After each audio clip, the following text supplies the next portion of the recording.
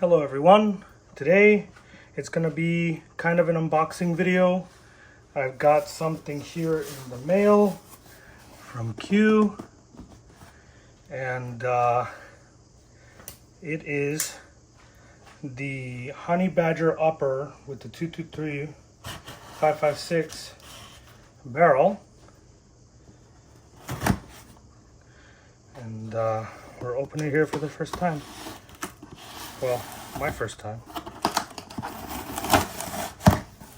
Okay, and here we have the upper. So the upper, with the 556 barrel, the plunger set. We got the handguard, which is not the same length as the SD. So it's its own special size. It has the two cuts here. The original cut and then the new cut for the new gas block position. The two-piece, three-prong flash hider. It does not ping, so pings a little bit. I'm gonna see how I can get that off. And then now, what everybody I think is waiting for is the two-piece bolt carrier group. This is basically all the same except the barrel and the two-piece bolt carrier group.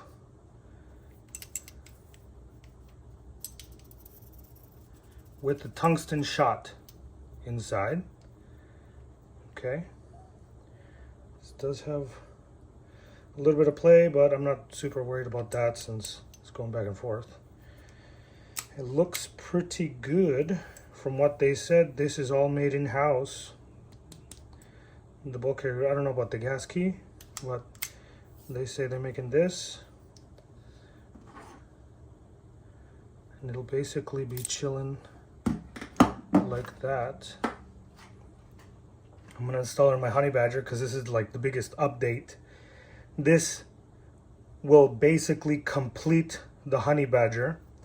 It'll make it the most truest form, I think. Without the bolt bounce, without all of the... I didn't really have any... I did have the bolt bounce, I did video it, but it never was an issue for me. The biggest issue that I had with my Honey Badger was going from supers to subs suppressed. I have my upper on my 300 Blackout tuned for the Trash Panda, so it shoots good and everything with subs, but when I put supers in it, I think that it was moving so hard that it would bend the cotter pin that holds the firing pin in there. But with this system, it looks like this half of the bolt carrier group is keeping the pin in there. So that's not going to be an issue at all. Zero issue with that, with or without the shot ping. The shot. So this is going to be, like I said, the most amazing version of the Honey Badger. I feel like what it should have been from the beginning. You know, it would have made a lot of people more quiet. It does remind me a lot of the Maxim Defense, like the concept of the spring going over a second piece. You know what I mean? Over that second piece.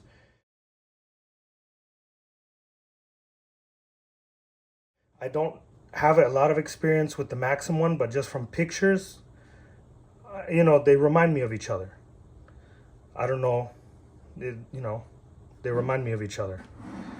They're obviously different in the way they went about it, but the spring is going over the bolt carrier group. So let's I'm gonna get the Honey Badger lower and we're gonna outfit it.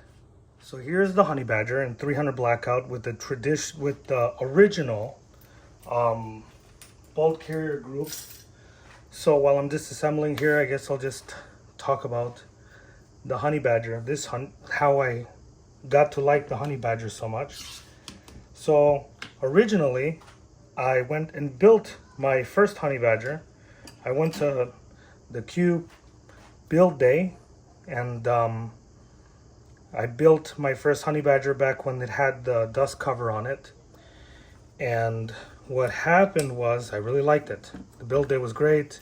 They built it and they shipped it to my FFL, and I really enjoyed that experience. But because I was not really sure what I was doing, I was in automotive manufacturing at the time. Still am, but I'm not focusing on that so much anymore. But what had happened was I fell in love with that, and I wanted to get into the industry like everybody with this hobby wants to find a way to get into this industry. And so I started peeking around at what was popular, what's going to be good, you know. So I got rid of my honey badger. I traded a friend for a rattler. So I had my, my rattler. And then I made these hand guards. I made these hand guards to SD the Q cans because I really like the Q cans, and I regretted not getting the SD one. So I had to buy another honey badger. I didn't go and build it that time, but I got it, and this is that one. This is my second honey badger. Now, the upgrade that I did to this one from Q was the trigger, because my first one had an I think it was a gold match trigger. Then this one came with a Geisley trigger. Okay. And but when the Q trigger came out, I had to get the Q trigger to match all of the Q stuff. So I was pretty happy with that. I think the trigger is too good for me because I can't shoot that well.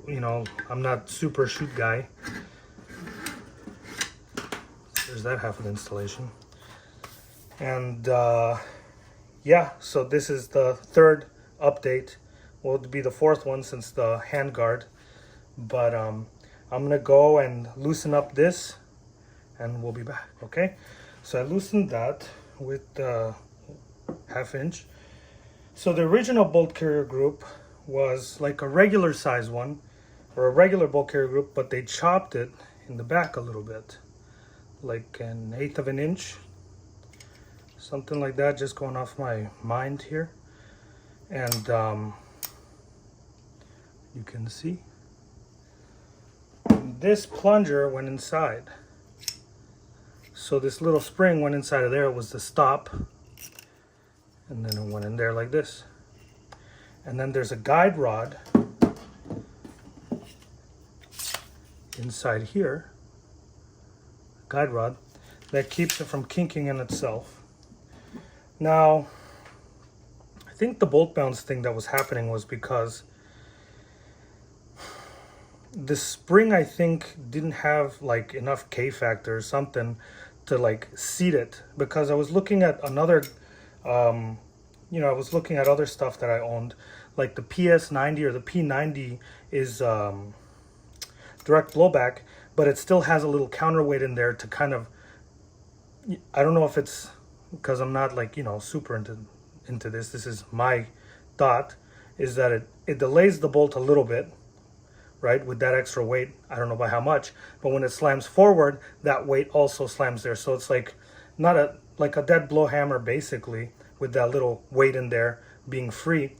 So I think that's the same thing with this. That blow hammer thing is just gonna help it seat really nice. And it has this regular spring. I'm gonna go get another springs, and so we can look at that. So like those have weights in there, and then the spring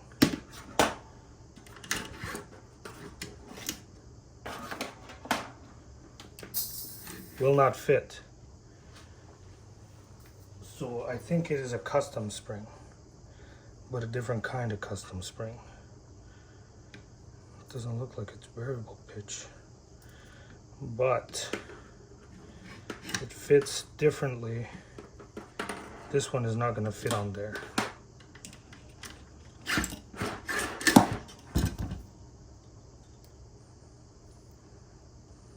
Nope. I got this out of my R10. It fits on there, grabs pretty okay. That was one question I had, was if I could use different springs. But yeah, I think this is gonna be a lot nicer. I'm excited to shoot it. Anyways, I'm gonna take this off. There are some springs in here for the detent and, you know, so you don't want to lose that stuff. But if I lose it, you guys will see me losing it.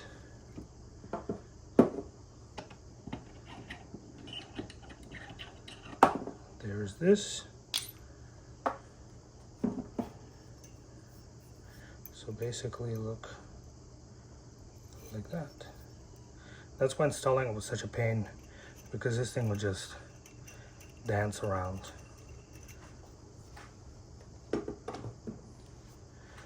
So I'm gonna open this,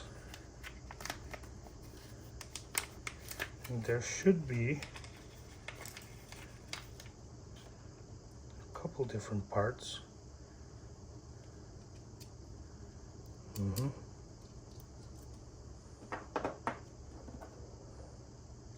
So the guy said, leave the washer the way it was. Then we're gonna put this back here without hurting the spring or losing anything.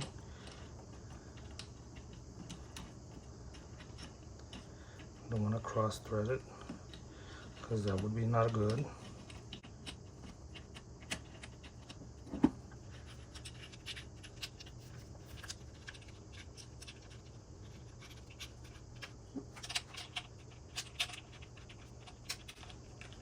And I'll torque everything down later. But right now we're on. It's got the vent hole and has now a sphincter. No, not a sphincter, just a hole.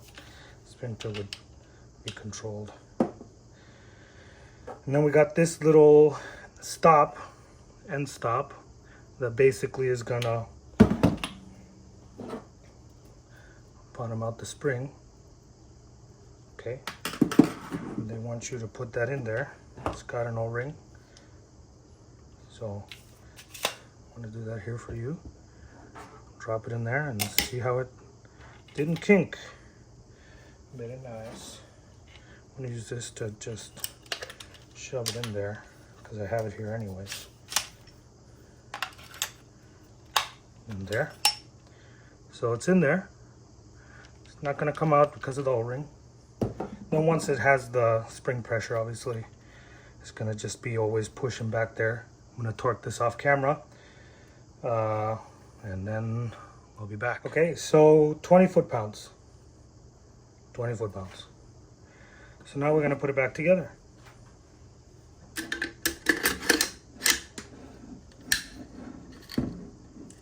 Okay. And they said it's the same but a little bit easier. So we're gonna get in the hole. And it is pretty similar to the way it was. So I'm just gonna guide it in at an angle, I guess. Yeah, it's the same.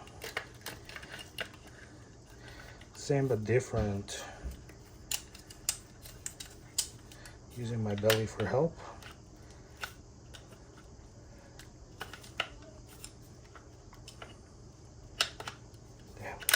There we go. And that's it. It is a little bit more difficult. And now we're gonna do the slow-mo to see what it looks like.